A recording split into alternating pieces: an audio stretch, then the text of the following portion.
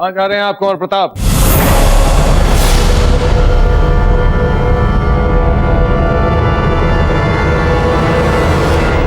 मारवाड़। मारवाड़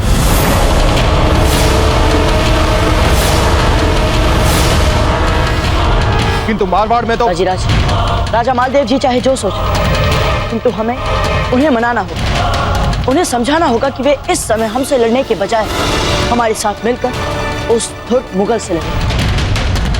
सुन रही हैं जयवंताबाई जी? कुंवर प्रताप मारवाड़ जाना चाहते हैं। रुक जाइए कुंवर प्रताप, आप कहीं नहीं जाएंगे कुंवर प्रताप।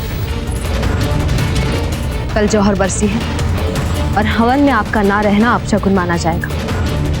किंतु रानी माँ, यदि हम अभी नहीं गए तो बीते दिनों करें, वर्तमान का शोक मनाया जाएगा। हुकुम, शुभ समाचार है। हाकिमपुर, दरेरा और हिसार तीनों राज्य मेवाड़ की सहायता के लिए सहमत हो चुके हैं और वो अपनी सेनाएं चित्तौड़ के लिए रवाना कर चुके हैं। वो किसी भी समय यहाँ पहुंचती ही होंगी।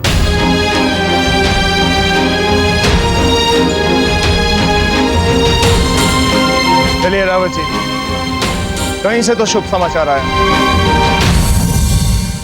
राजीराज, ये बात हमें कुछ समझ में नहीं आई। हमने इन सभी राज्यों को संदेश भेजे और हमें भली भांति याद है कि हमने उस संदेश में इनसे केवल सहायता मांगी, सेना नहीं।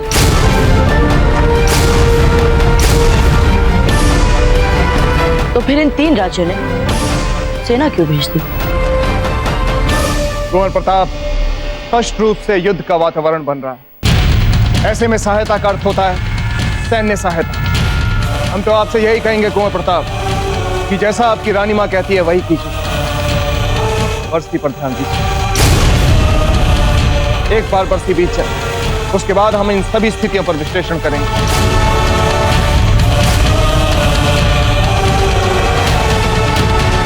हुकुम, राजपुताने के सबसे बड़े लोहार धीमन जी किसी महत्वपूर्ण मंत्रणा के लिए शीघ्र मिलना चाहते हैं आपसे। बुद्धि नहीं है उस लोहार में? नहीं मालूम कि राजकुमार से वो सीधे नहीं मिल सकता। जाओ।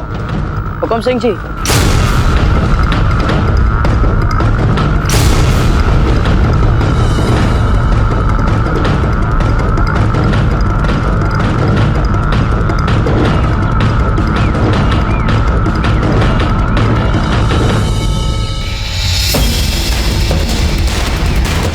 ये तो अजमेर के सावंत रतन सिंह हैं। इनको इनकी ऐसी दुर्दशा की किसने? सारे जब सांस चल रही है इसकी।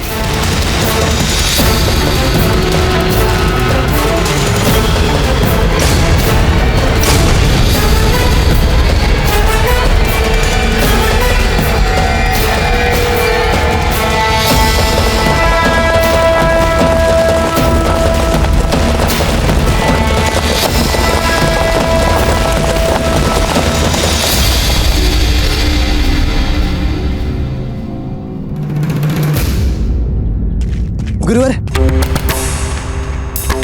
राजपुताने की तीन राज्यों की सेनाएं अपनी अपनी दिशाओं से चित्तौड़गढ़ की ओर बढ़ रही हैं। हम जानते थे हमारे राजीराज हाकिमपुर नरेश मेवाड़ की सहायता के लिए सदा सबसे आगे रहते हैं। नहीं, ये सेना जो चित्तौड़ की ओर आ रही है, ये अकबर की सेना है, मुगल सेना। अकबर की सेना? ये क्या कह रहे हैं आप रतन सिंह जी? और अकबर ने अजमेर पर भी अधिकार कर लिया है।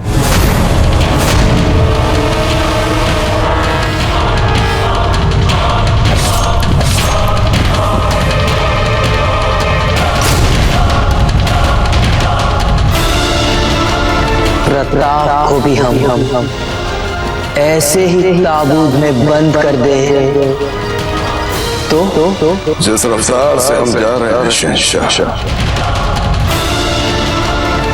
वो दिन बहुत जल्द आ जाएगा।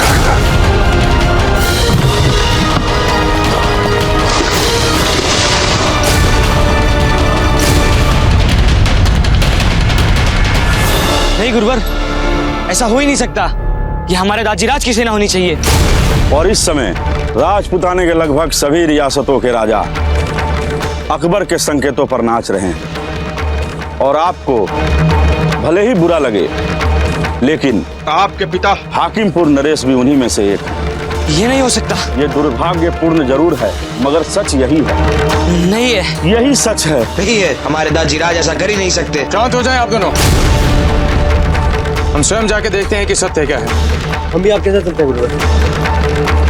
भावीराज, आपको तो पता ही होगा, पीढ़ियों से हम समस्त राजपूताने और उसके पड़ोसी राज्यों के सैनिकों के लिए कवच बनाते हैं। हाँ हाँ धीमन जी, हम ये बात भी जानते हैं और आपका बहुत सम्मान भी करते हैं। भैया, आप क्या कहना चाहते हैं? हमें तुरंत मुंह मांगे पारिश्रमिक पर हाकिमपुर, तरेरा और हिसार से 3000 सैनिक कवच बनाने का आदेश मिला। क्या 3000 नए सैनिक कवच?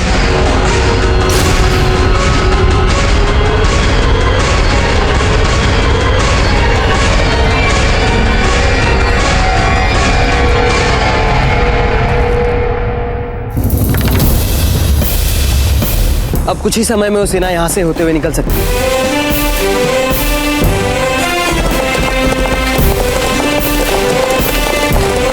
इतनी दूर से तो प्रतीक नहीं हो रहा कि ये सेना किसकी है, किंतु इनके वस्त्र और इनके कवच देख के लगता है कि ये राजपूतों की सेना है।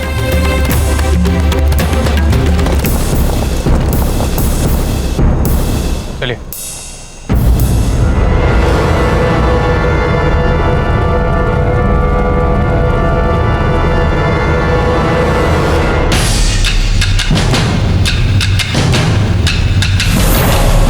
ये क्या हो रहा नाथ?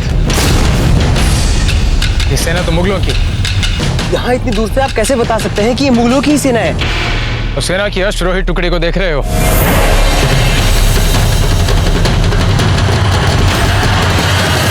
उसके नायक के अश्व को देखो, उस पर मुगल सेना का प्रतीक चिन्ह है।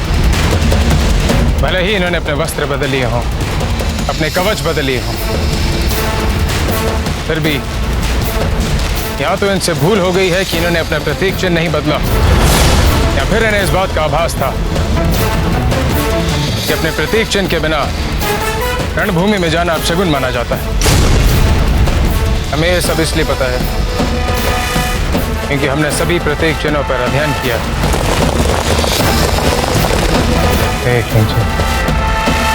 मुगल सेना हमारे द्वार पर खड़ी है और किसी को इस बात की भनक तक नहीं।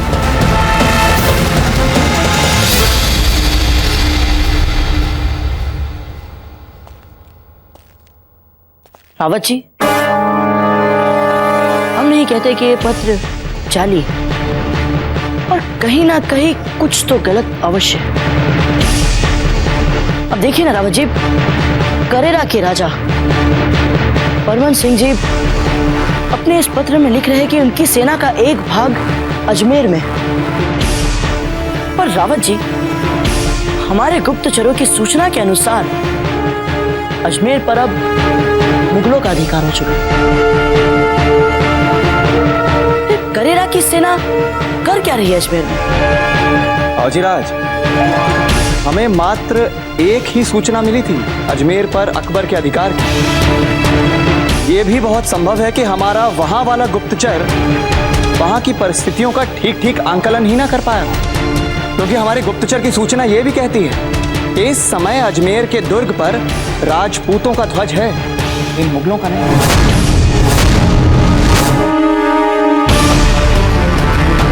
और रावत जी, वो जो हमारे राज के लोहार धीमन जी ने हमें सूचना दी थी, तो 3000 सैन्य कवच बनाने वाले।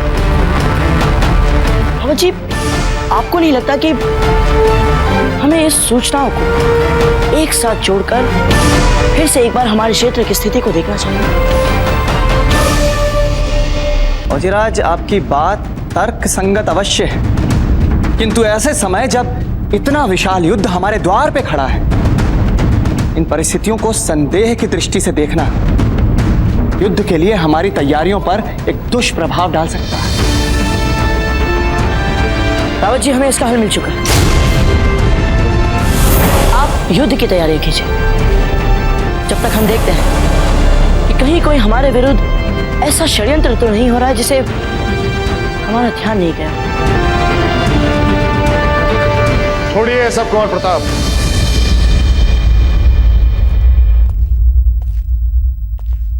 आप साकाज और बरसी के हवन की तैयारियों पर ध्यान दीजिए। राजीराज, हमने कहा ना, भूल जाइए मारवाड़ के संकट को, क्योंकि सारा राजपुताना जानता है कि साकाज और बरसी के समय कोई किसी पर आक्रमण नहीं करता। जो आज्ञा था जी। आप चलिए, हम अभी आए। आइए रावत जी।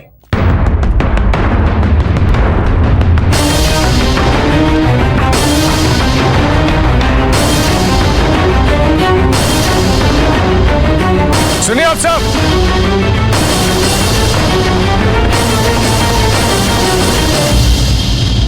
रतन सिंह जी सही कह रहे थे। मेवाड़ की ओर बढ़ती हुई ये विशाल सेना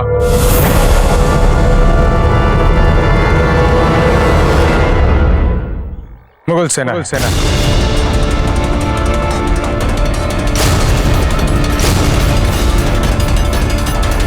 आचार्य जी, चित्तौड़ में जोहर बरसी का हवन चल रहा है, ऐसे में हमें क्या करना चाहिए? जब तक ये हवन समाप्त नहीं होता, मुगलों के विरुद्ध मोर्चा हम संभालेंगे।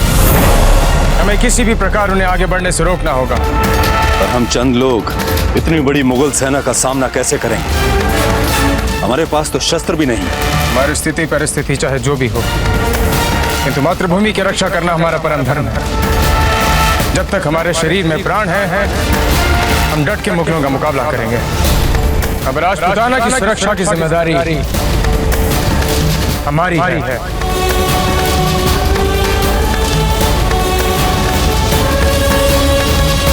हम तैयार हैं।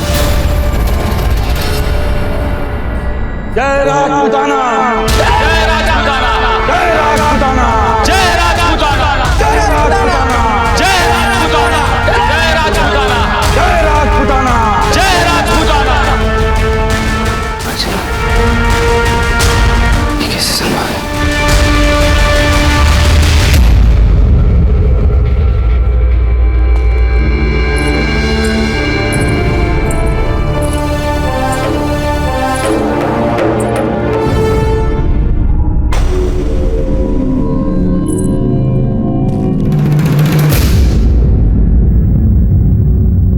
ये शस्त्र और सुरक्षा कवच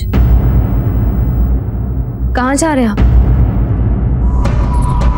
वो चिंता की कोई बात नहीं रानी माँ, हम तो बस वो सुरक्षा के लिए।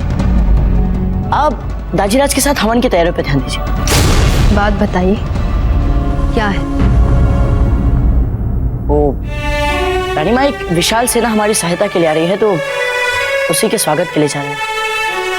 नहीं, ये बात नहीं हो सकती, क्योंकि साकाज जौहर की बरसी के समय कोई भी सेना आपसे अपने स्वागत की अपेक्षा नहीं कर सकती। अवश्य ही बात कुछ और है।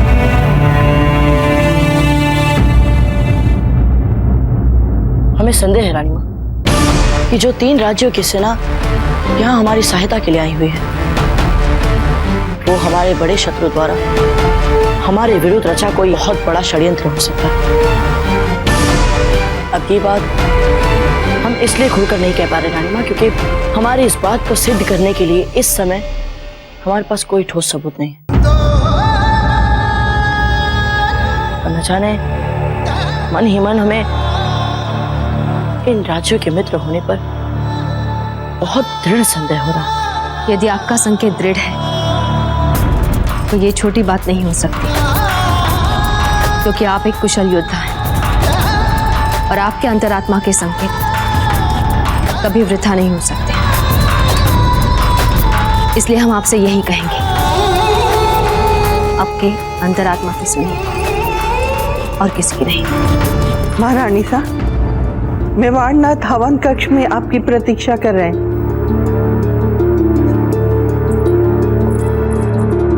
अब क्या करें हम रानी माँ? आप वही कीजिए जो आपके अंतरात्मा कहे, किंतु उससे पहले उन 13,000 मृत आत्माओं से आशीर्वाद ले लीजिए जिन्होंने जौहर के अग्नि में स्वयं को मिटाकर सारे राजपुताने की लाज को बचा के रखा।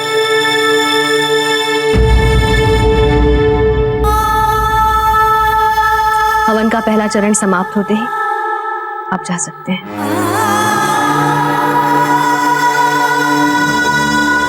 कभी कभी आप ऐसा बोलती है रानी माँ तो बिल्कुल अशब्द जैसी लगती है। नहीं क्षमा कीजिए, वो हमारे कहने का तात्पर्य ये था रानी माँ कि जैसा आप पता नहीं हम भी क्या क्या बोलने लग जाते रानी माँ। चलिए रानी माँ हवन के लिए चलते हैं।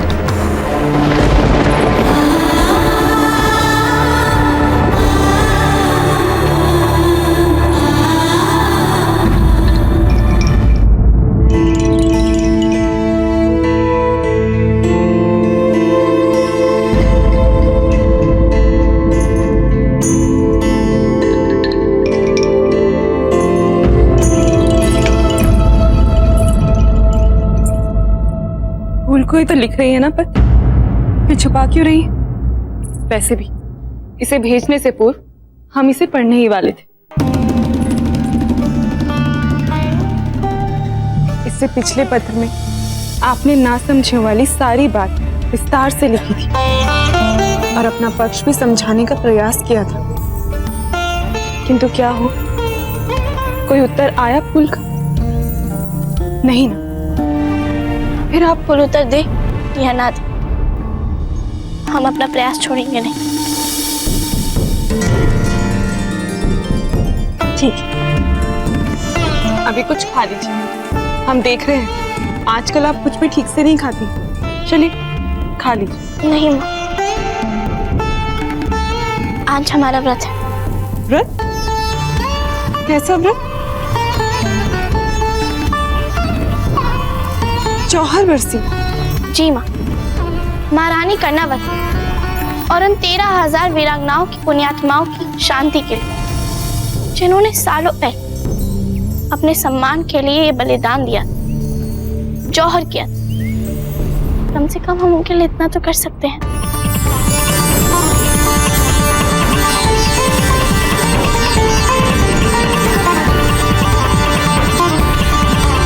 ये मेवाड़ का दुर्भाग्य है जो उसने आपको ठुकराया।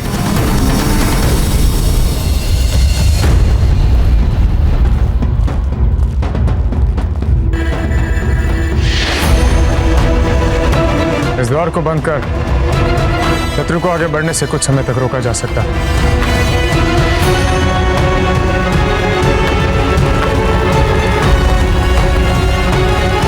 शीघ्रता से इस दीवार को ठीक कर उसे ठोस बनाए।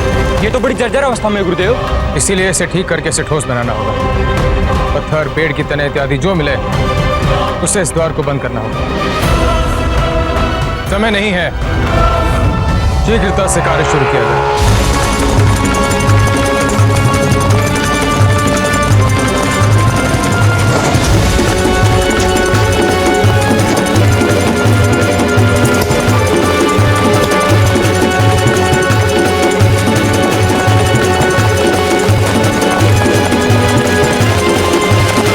फिर क्या?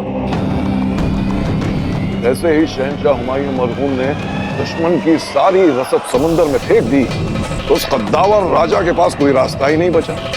अपनी बेपनाह ताकत के बावजूद उसने शहंशाह हुमायूं मरहूम के आगे घुटने। हमारा भी दिल करता है कि काश जब तवारीख के हसीन वर्क लिखे जा रहे थे तो हम भी अपने अब्बा हुजूर के साथ होते। आप तवारीख की फिक्र क्यों करते हैं जलाल? अभी तो आपको अपनी कामयाबी से तवारीख के कई सफों को भरना है। खान बाबा, मैं अपनी आंखों से प्रताप की शिकस्त का नजारा देखेंगे। हाँ खान बाबा, यही तो मौका जब हम अपनी तवारीख के सबसे सुनहरी वर्क को अपनी आंखों के सामने बनते हुए देखें। हम प्रताप और उसकी फौज को अपनी आंखों के सामने जलकर खाक होते हुए देखना चाहते हैं।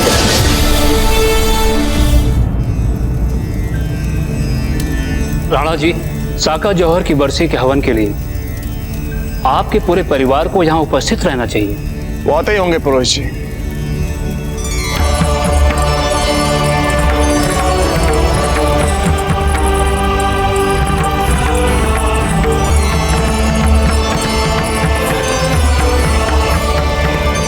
जयवंताबाई जी नहीं आई? बड़ी महारानी अपनी इच्छा से आएंगे, हमारी तरह आपकी आज्ञा का पालन थोड़ी करेंगे।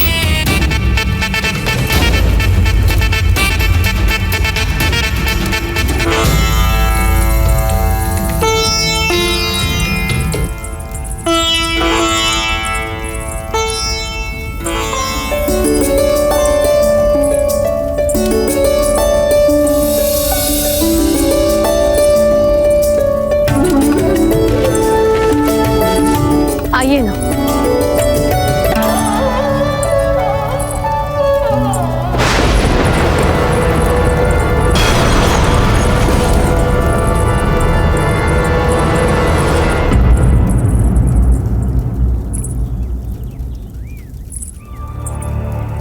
अब वीरबाई जी भी हमारे परिवार का अभिन्न अंग बन चुकी है, तो पूर्वजों को आहुति देने के लिए इन्हें भी हमारे साथ बैठना चाहिए।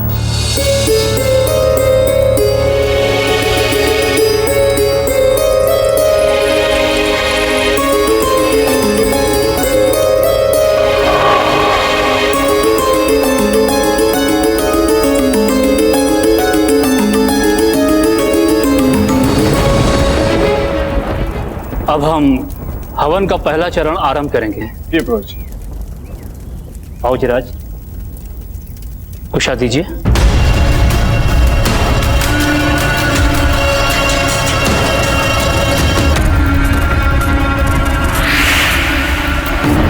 हमें तुरंत मुंह मांगे पार्श्वनाथ पर हाकिमपुर, तरेरा और हिसार से 3000 सैनिक कवच बनाने का आदेश मिला। यदि ये सेना हमारी मित्र सेना नहीं निकली तो क्या हम अपनी रक्षा कर पाएंगे?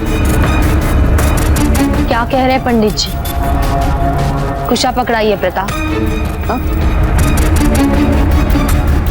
हाँ।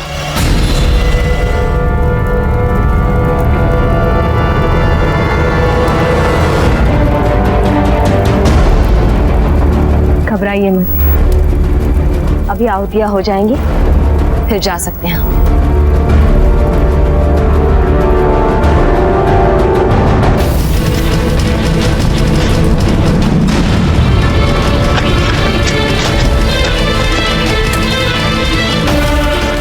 करने का समय नहीं, जल्दी चलिए जल्दी। आचार्य जी, काम बहुत ज्यादा है और काम करने वाले बहुत कम। उचित होगा किसी को चित्तौड़ भेजकर संदेश भेज दिया जाए। नहीं राणा खेता जी, इस समय चित्तौड़ में जौहर बरसी चल रही है, वो किसी भी प्रकार के अस्त्र शस्त्र नहीं उठा पाएंगे। और दूसरा, यदि हम किसी को भेजते हैं तो हमारे पास 2 हाथ कम हो जाएंगे, और इस समय हमारे लिए एक एक हाथ महत्वपूर्ण है। देखिए, हम अभी भी आपसे कह रहे हैं, आप सभी बहुत बड़ी भूल कर रहे हैं। हमारे दाजीराज अपनी मातृभूमि के साथ कभी विश्वासघात नहीं कर सकते। वे तो राजपुताने के साथ कोई अहित देख ही नहीं सकते। देख लेना, ये जो सेना आ रही है वो मुगलों की सेना नहीं, हाकिमपुर के वीरों की सेना है। तुम्हारा खूनहार है, मेहनती है, किंतु भावुक भी है। यह समय आपको अपने राज परिवार की देशभक्ति का बचाव करने का नहीं, अपितु अपनी देशभक्ति सिद्ध करने का है।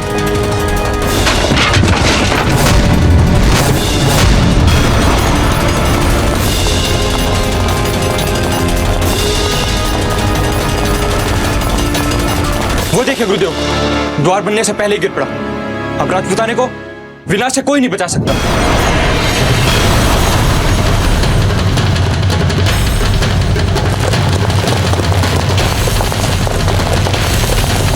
गुरुवर, मुगलों की सेना हमारी ओर बढ़ रही है। अब हम क्या करेंगे आचार्य?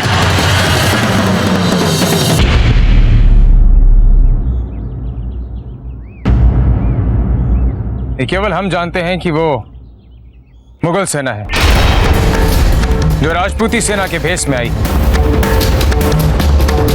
किंतु वो मुगल सेना नहीं जानती कि हम उनके छल को जान चुके हैं। आचार्य जी, कहीं आप ये तो नहीं कहना चाहते कि हम में से कोई चित्तौड़ का प्रतिनिधि बनकर जाए और मुगल सेना के सेना नायक को यह आदेश दे कि जब तक चित्तौड़ से कोई निर्देश ना मिले वो वहीं पर ठहरे रहे? यदि हम ऐसा करते हैं तो उनके पास वहां रुकने के अतिरिक्त और कोई विकल्प नहीं बचता, और जितने अधिक समय तक हम उन्हें रोक पाएंगे उतना अधिक मूल्यवान समय मिलता है हमें इस द्वार को ठीक करने में। किंतु समस्या केवल एक है कि चित्तौड़ का प्रतिनिधि बन के जाएगा कौन? हम जाएंगे गुरुदेव।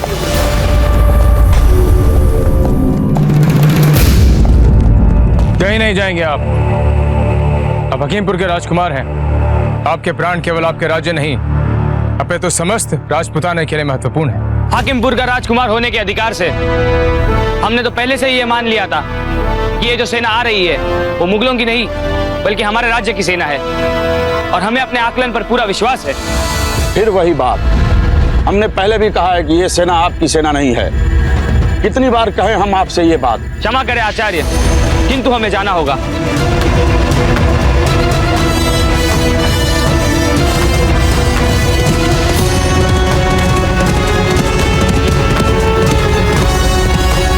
चिंता मत कीजिए आचार्य जी, हम अभी जाकर रोकते हैं कुमार को।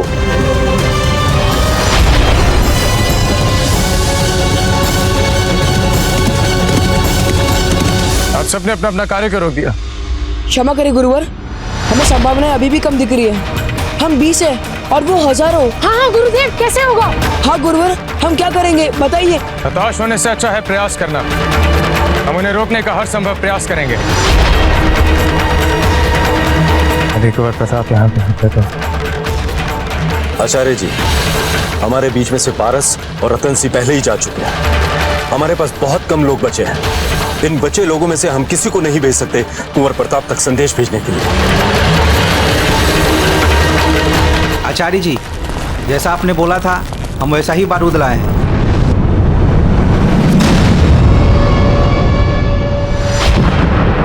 कृष्णा का संकट संदेश। गुरुवर, बूंदी से हमारे मित्र सखा वीर के लिए संकट संदेश भेज रहे हैं। कुंवर प्रताप को संदेश पहुंचाने की युक्ति सूझ गई है हमें। जब एक बार आप लोग हमारा अनुसरण कर दिवंगत आत्माओं की शांति के लिए मंत्र पढ़ लेंगे तब हम अंतिम आहुति डालेंगे। इसके साथ ही हवन का पहला चरण संपन्न हो जाएगा। जी पुरोहित जी।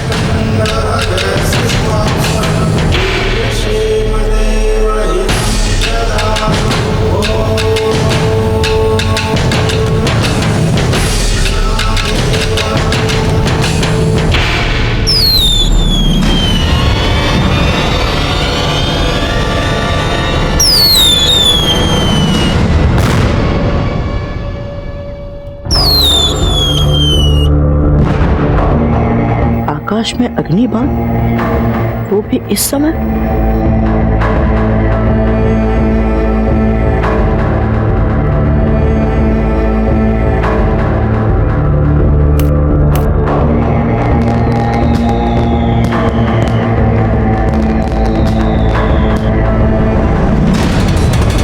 ओह, अवश्य ही ये गुरुवर हमें संकेत दे रहे हैं। पर क्यों?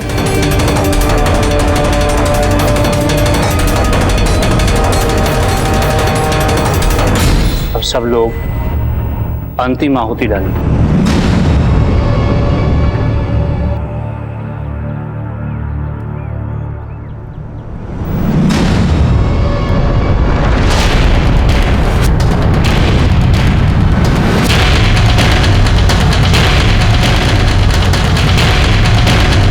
कुंवर प्रताप कहाँ है?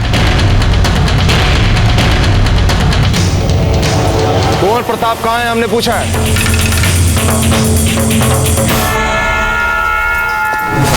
अरे ये कहां जा रहे हैं कुंवर प्रताप? मुझे अपने लोगों को सूचित करना ही पड़ेगा।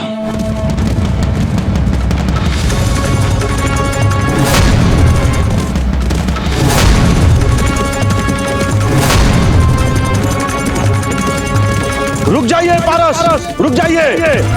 आगे मुगलों की सेना तक जाने में मूर्खता है, वापस आ जाइए। नहीं राव जी, हम हकीमपुर के राजकुमार हैं और हम अपनी सेना को कोई हानि नहीं होने देंगे।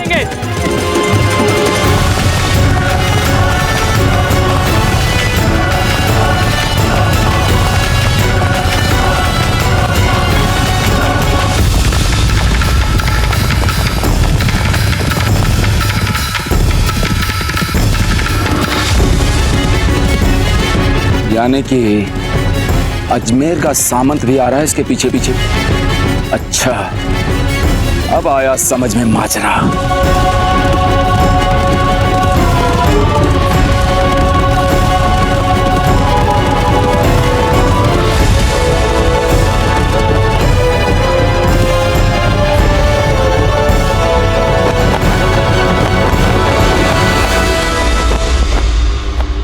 सैनिकों, हम आपके राजकुमार हैं, हकीमपुर के राजकुमार पारस सिंह।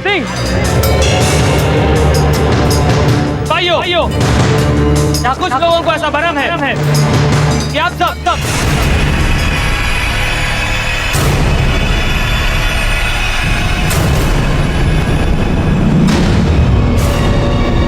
यानी कि आप सब हमारी सेना नहीं है।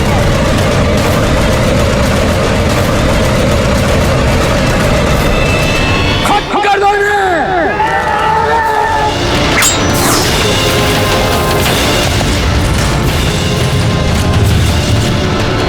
आप भयभीत ना हो भी, हम आपके साथ हैं। यहाँ से तुरंत निकलिए। पीछा करो, भागने न पाए।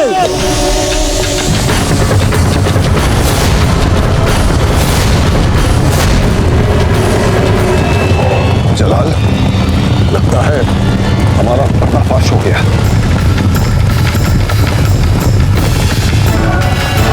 हर किसी की नजर में नहीं खान बाबा, हर किसी की नजर में नहीं, कम से कम चित्तौड़ के महलों में तो किसी के भी सामने नहीं।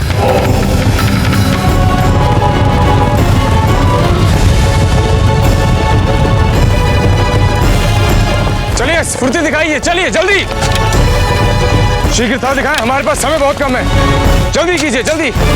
बारूद की पोटलियां बनाना आरंभ कीजिए और जल्द से जल्द इस कार्य को समाप्त करो। शीघ्रता दिखाएं, जल्दी जल्दी।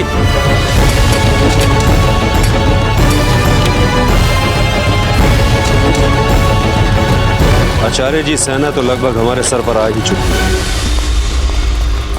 हम बस यही आशा करते हैं कि हमारे दो वीर बिना मुगल सेना की पकड़ में आए हमारे पास सही सलामत पहुंचे और हमारा संदेश को प्रताप तक पहुंचे।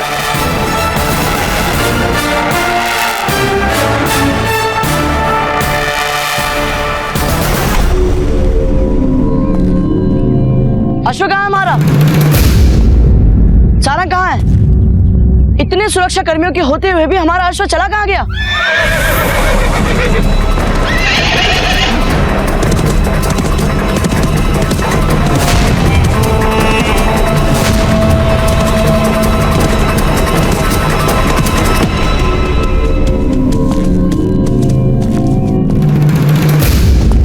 मैं ढूंढ लाया आपके सारंग को कुंवर प्रताप। ये महल के दक्षिणी भाग में घूम रहा था। धन्यवाद हुकुम जी, बहुत बहुत धन्यवाद।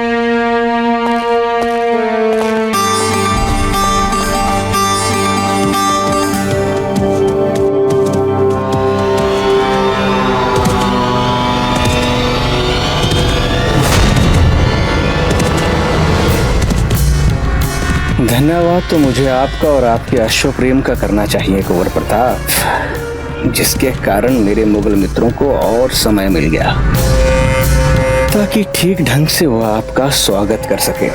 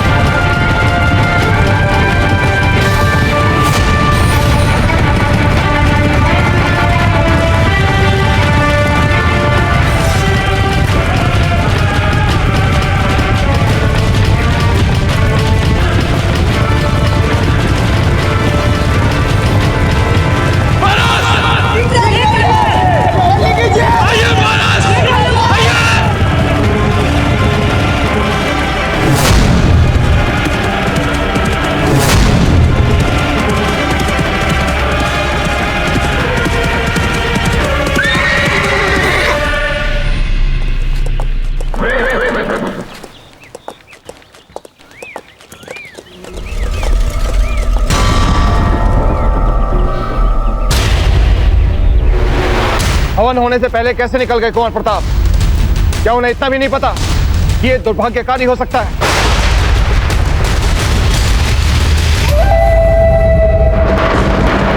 ये सभी दिवंगत पवित्र आत्मा हमारे पुत्र की रक्षा करें। वो भी राष्ट्र के गौरव और उसकी मर्यादा को बचाने गए।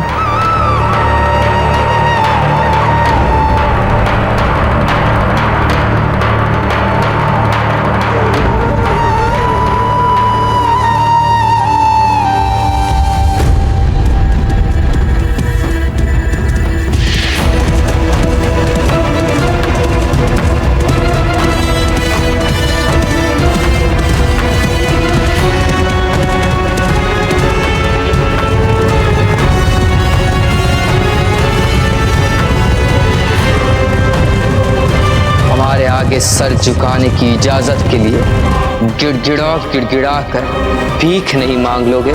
इसे जिंदा ताबूत में खड़े रहना पड़ेगा। जब इनका सर हमारे आगे हमेशा हमेशा के लिए झुकने के लिए तैयार हो जाए, खोल दीजिएगा इनका। जल्दी आओ!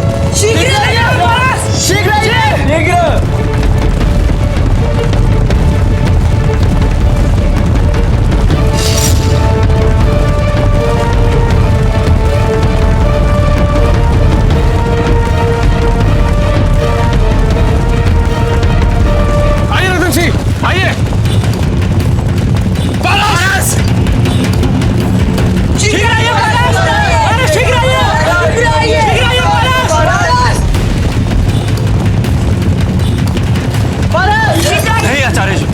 इस समय आपका बाहर जाना हम सबके लिए उचित नहीं होगा।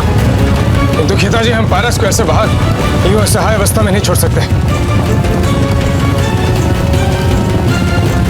जल्दी आइए! पारस! पारस!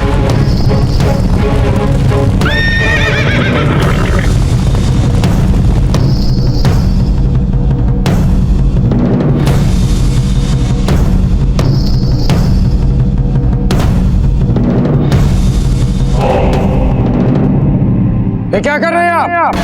क्षमा कीजिए आचार्य, किंतु हमारे राज्य का नाम खराब करने के अपराध में इन मुगलों को पाठ पढ़ाए बिना हम नहीं लौट सकते। लौट आइए पारस, लौट आइए! आपको ऐसे भावुक होने की आवश्यकता नहीं है पारस। लौट आइए! नहीं आचार्य, नहीं पारस! आइए आप! लौट आइए!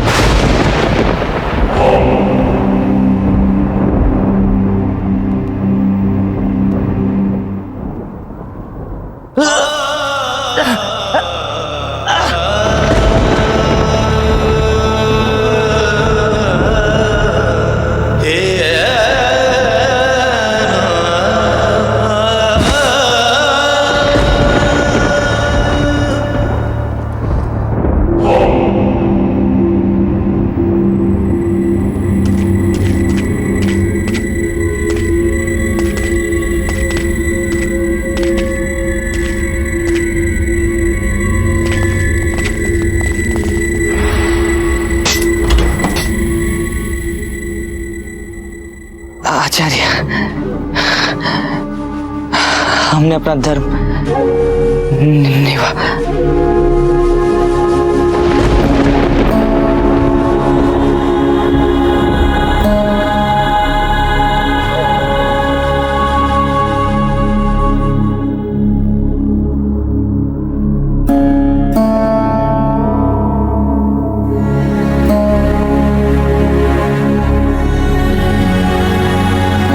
पारस, आप एक सच्चे योद्धा की तरह वीर गति को प्राप्त हुए।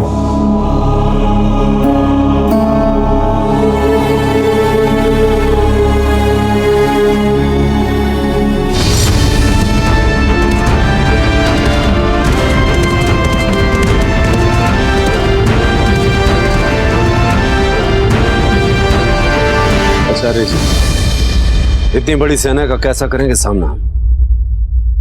कब तक संभाल पाएंगे हम ये मोर्चा? राणा खेताजी, असंभव कुछ नहीं होता। जब लक्ष्मण जी ने शूर्पणखा की नाक काटी थी तो उसका बदला लेने के लिए वो खर, दूषण और 14,000 राक्षसों की सेना लेके लौटी थी। एक और 14,000 राक्षसों की सेना और दूसरी ओर प्रभु राम, केवल प्रभु राम अपनी पर्ण कुटीर के सामने। प्रभु राम ने अकेले ही 14,000 राक्षसों को पराजित किया, उन्हें समाप्त किया। यदि वो ऐसा कर सकते हैं तो हम क्यों नहीं कर सकते? वंशज तो उन्हीं के हैं, उन्हीं का आशीर्वाद है हम पर। राणा खेताजी, एक न एक दिन मृत्यु ने तो हम सबको अपने गले लगाना ही है, और ये हमारा स्वाभिमान है। सौभाग्य है कि हमें जीते जी अपनी मातृभूमि की रक्षा के लिए ऐसी गौरवशाली मृत्यु को चुनने का अवसर मिला। कोई हौसला नहीं छोड़ेगा, निराश नहीं होगा, सब संयम में रहेंगे और आप सब हमारे आदेशों का पालन करेंगे।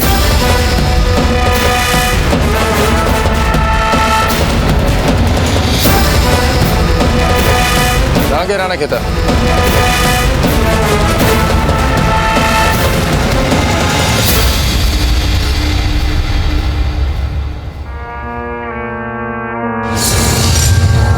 मेरे बहादुर मुगल सिपाहियों, वे बस बंद मुट्ठी भर लोग हैं जो हमें रोकने की कोशिश कर रहे हैं। सब अपनी अपनी जगह ले लो।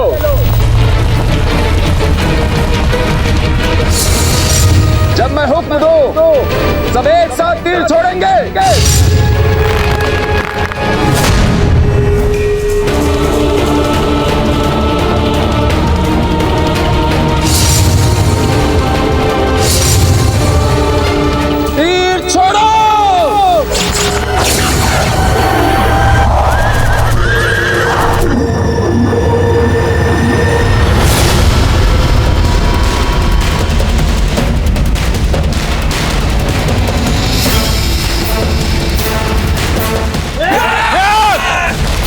ऐसे नहीं, रणनीति के साथ साथ।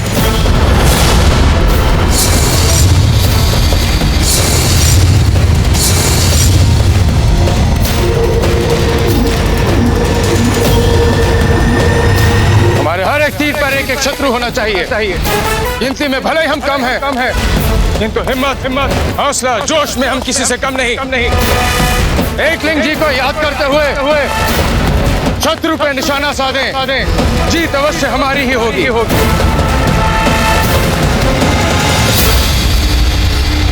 हमारे कहने की प्रतीक्षा कीजिए। तैयार हैं आप सब? हाँ गुरुवर। जय मेवाड़! जय मेवाड़!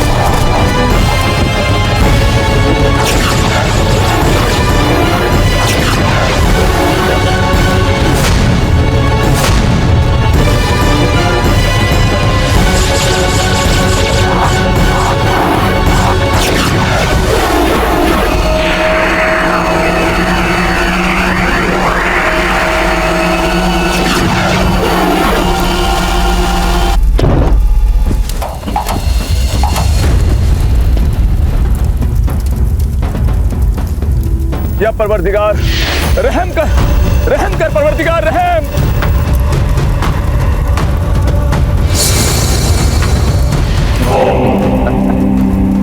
सुभान अल्लाह, सुभान अल्लाह। बारिश आतिश, वाह क्या कमाल के नुस्खे हैं इनके पास खान बाबा। ये चाहे जो भी नुस्खे आजमा ले जलाल, हारना इन्हीं को है। जानते हैं खान बाबा, जानते हैं, तभी तो इत्मीनान से मुस्कुरा रहे हैं हम।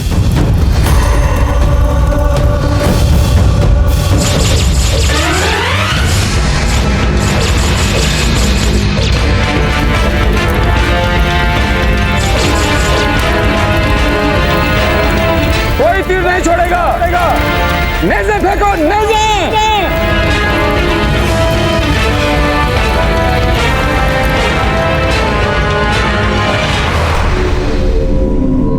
लगता है अब उन्होंने हमारे तीरों पे तीर छोड़ने बंद कर दिए हैं आचार्य। अब हम छोड़ेंगे तीरों पे तीर। आप सब अपने पास वाले के छोड़े तीर पर इस प्रकार निशाना साधेंगे कि आकाश पर जाके वो बारूद की पोटली पर लगे।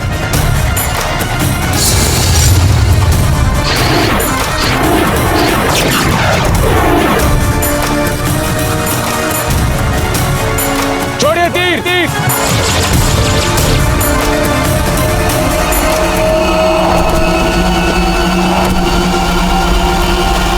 चलो चलो नासिर, लगाओ अपना दिमाग, सोचो कुछ नया।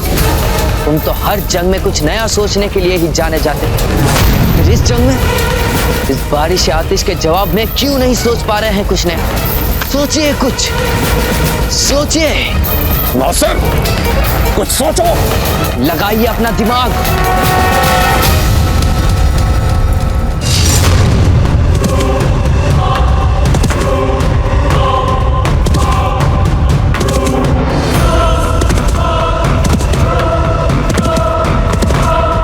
मैंने ये कभी नहीं सोचा था कि भीलों के सरदार राणा खेता उस समय हमारा साथ छोड़ देंगे जब हमें उनकी सबसे अधिक आवश्यकता होगी। नहीं, हमारे सरदार ऐसा कभी नहीं कर सकते।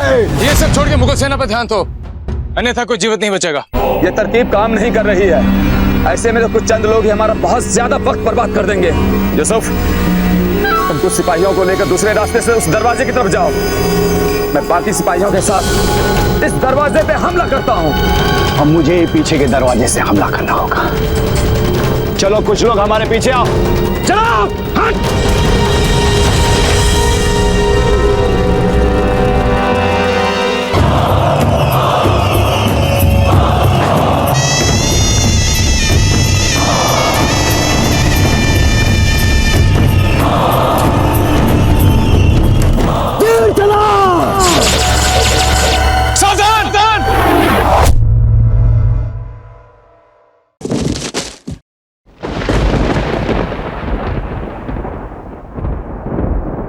यह समय अपने साथियों के लिए शोक में डूबने का नहीं है, आक्रमणकारियों पर वार करने का है।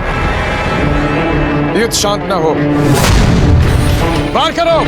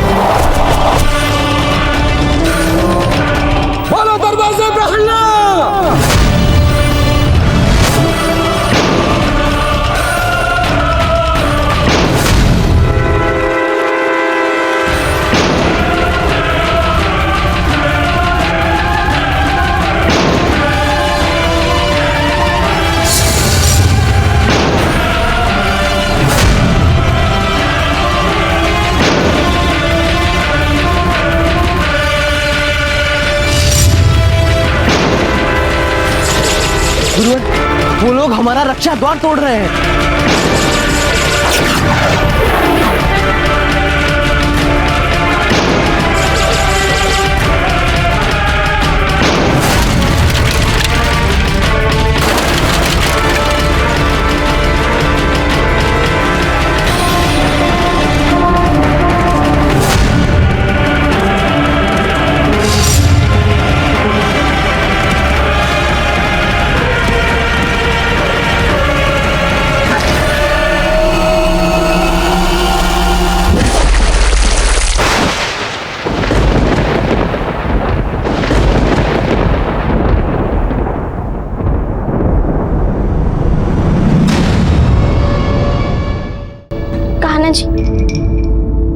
इस महल में तो अब कुंवर प्रताप का नाम लेना भी वर्जित हो गया है। इसीलिए हम आपसे उनकी बातें कर रहे हैं कान्हा जी। पता नहीं क्यों हमारा मन इतना भयभीत हो रहा है। पता नहीं हमें इस बात का आभास हो रहा है कि कुंवर प्रताप किसी बड़ी संकट में फंसने वाला है कान्हा जी।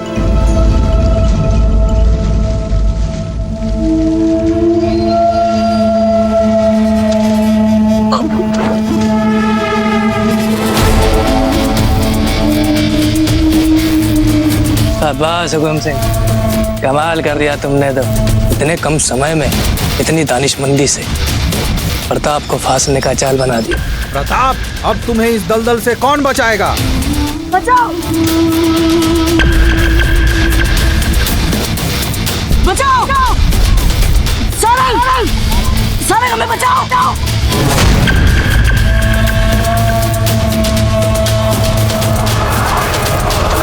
कोई बचाओ हमें। गुरुवर, हम कुछ साथियों को ले जाकर रक्षा द्वार संभालते हैं। जय किंग जी। जय किंग जी।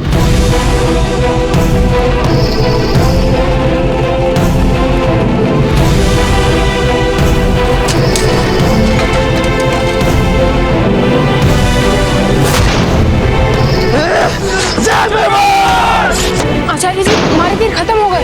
चिंता मत कीजिए, हमारे पास अभी भी कुछ और तीर बचे।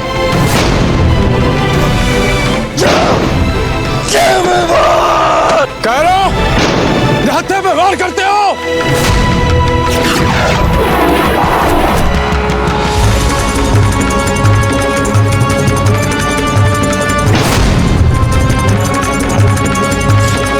आचार्य जी, अब तो आपके भी तीर नहीं है।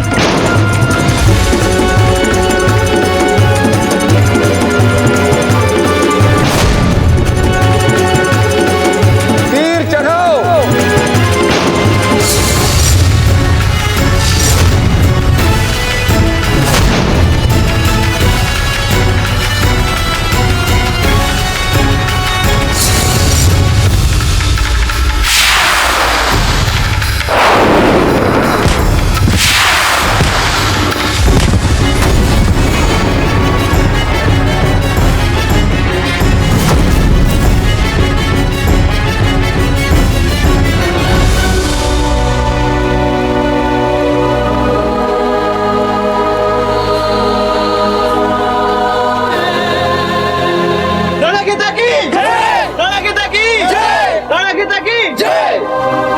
क्षमा कीजिए भील सरदार, हमें लगा कि आपको लगा कि हम रणभूमि छोड़कर भाग गए। सच कहें आचार्य, जितना समय हम आपसे दूर रहे उस समय हमारे जीवन का सबसे कष्ट देने वाला और तनावपूर्ण समय था। देश और मातृभूमि पर मरने का सौभाग्य तो किसी किसी को प्राप्त होता है। देश पर मरने वाला तो सौभाग्यशाली होता है। हम तो अपने जंगल ये 2 पत्थर फेंकने वाली कलें लेने गए थे। जब तक हम भीलों के इस पत्थर फेंकने वाली कल से पत्थर फेंक फेंक के शत्रुओं को दूर रखने का प्रयास करते हैं, तब तक अनुज आप, चक्रपाणी, कन्हैया रक्षा द्वार जाकर उसके क्षतिग्रस्त क्षेत्र की मरम्मत कीजिए। इसी समय शीघ्र कीजिए, शीघ्र कीजिए। अनुज, समझ में नहीं आ रहा कि बावजूद प्रताप रह कहाँ गए। पता नहीं अब तक आए क्यों नहीं वे। सारंग! सारंग! बचाओ!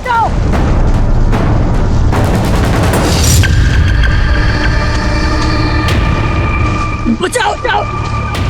सारंग! सारंग!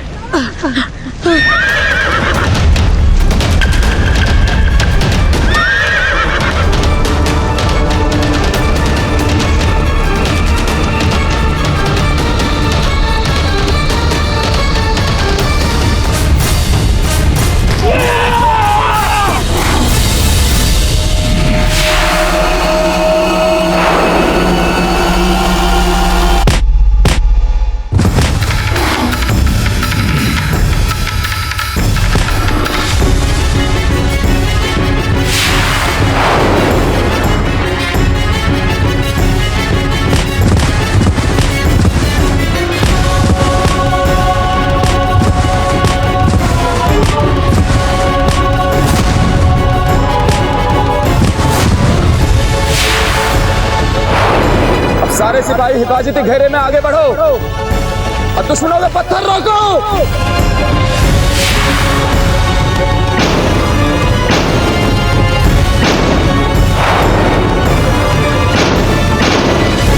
हेलो, क्या हो गया? रुक क्यों गया आप सब? आचार्य जी, अब हमारे सारे पत्थर समाप्त हो गए। हमारे अनुभव के अनुसार उनकी योजना यह होगी कि ढालों से अपना बचाव करने के पश्चात हमारे पत्थर समाप्त होते ही वो अपने तीर चलाना आरंभ कर देंगे।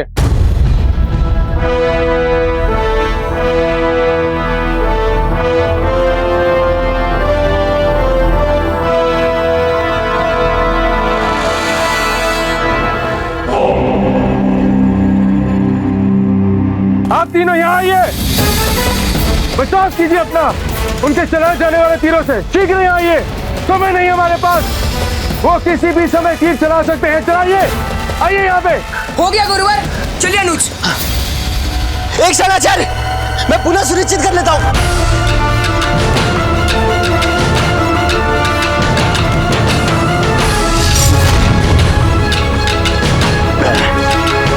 सुनिश्चित हो गया गुरुवर।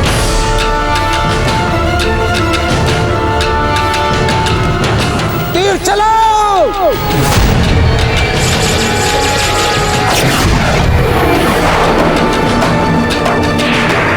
अरे बचाइए अपने आप को।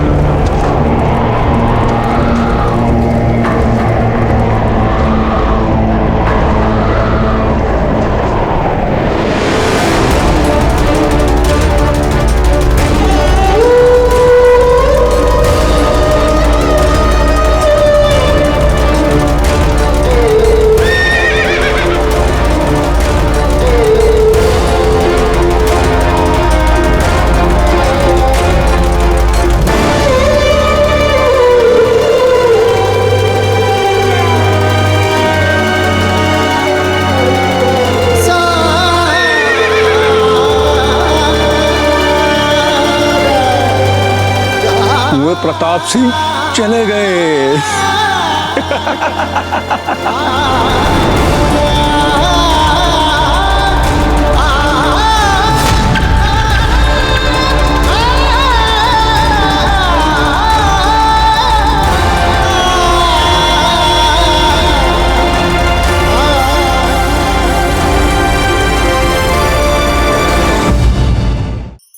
धार्मिक वीडियो सबसे पहले देखने के लिए हमारे चैनल को सब्सक्राइब करें और बेल आइकन दबाएं।